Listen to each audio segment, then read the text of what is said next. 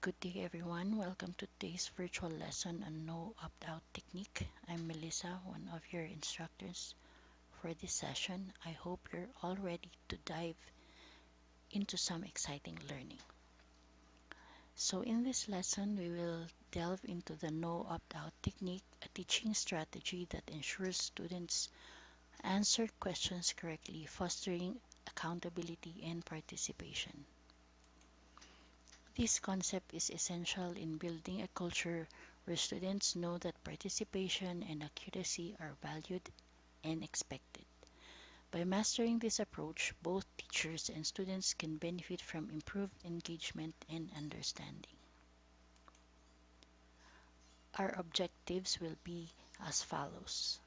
Understand the purpose and benefits of the no opt-out technique.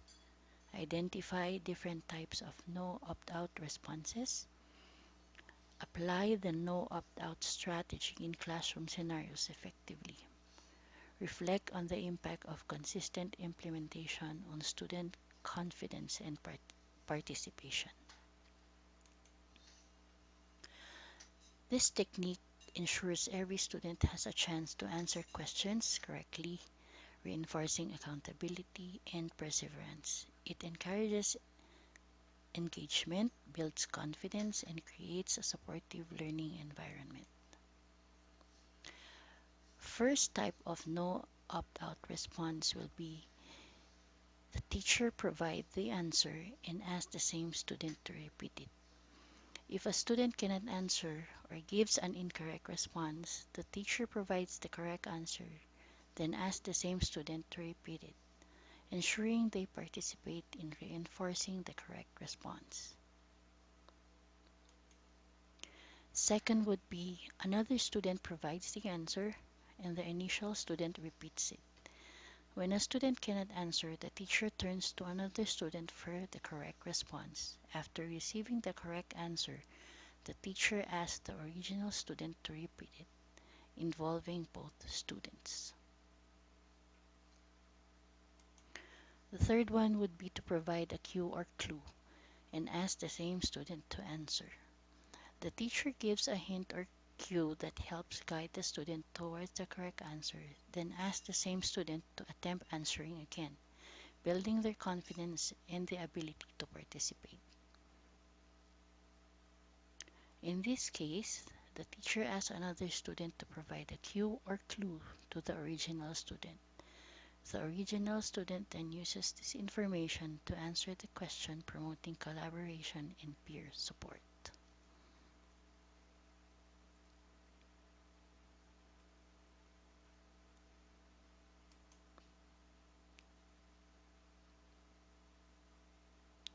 An example of that pointer would be, let's say you ask, what's 8 times 7? And Jamie looks like a deer caught in headlights. You pivot and ask another student who's ready to shine, so you turn to Maria, and she confidently replies, 56. You go back to Jamie and say, okay, Jamie, what's 8 times 7? Jamie, now armed with Maria's answer, says 56. Another one would be, Jamie learns that there's no escaping participation, but without embarrassment. Plus, he gets a mini win under his belt by repeating the correct answer.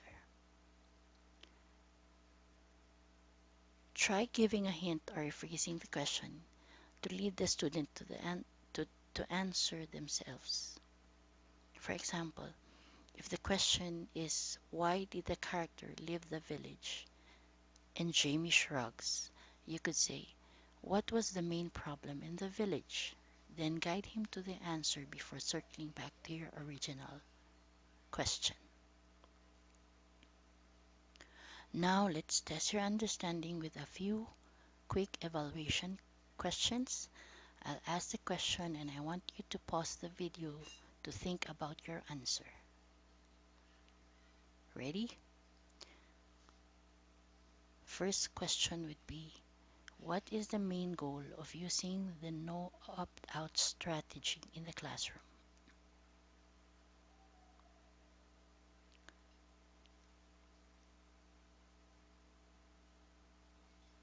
Name one type of no opt-out response where the teacher provides a clue to help the student answer. Why is it important for students to repeat an answer given by a peer or the teacher? What effect does the no opt-out strategy have on a student's confidence? Give one engagement methods that can be used to maintain student interest when teaching no opt-out.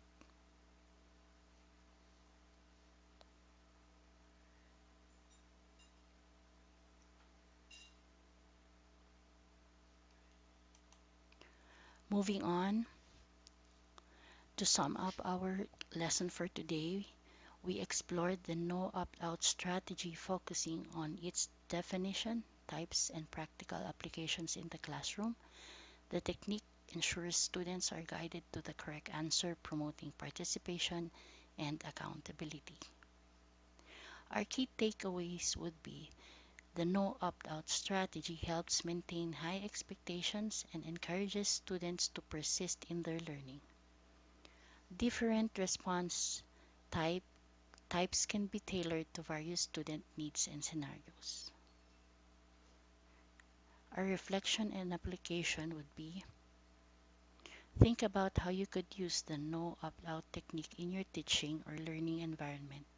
Consider moments when students might benefit from guided responses to maintain engagement and build confidence. So try it out. Practice no opt-out in your next class. Watch as I don't know turns from an ending into a beginning, paving the way for more confident, capable learners. Trust me, your students will thank you in the long run, and you might even catch a few of them answering with a proud grin.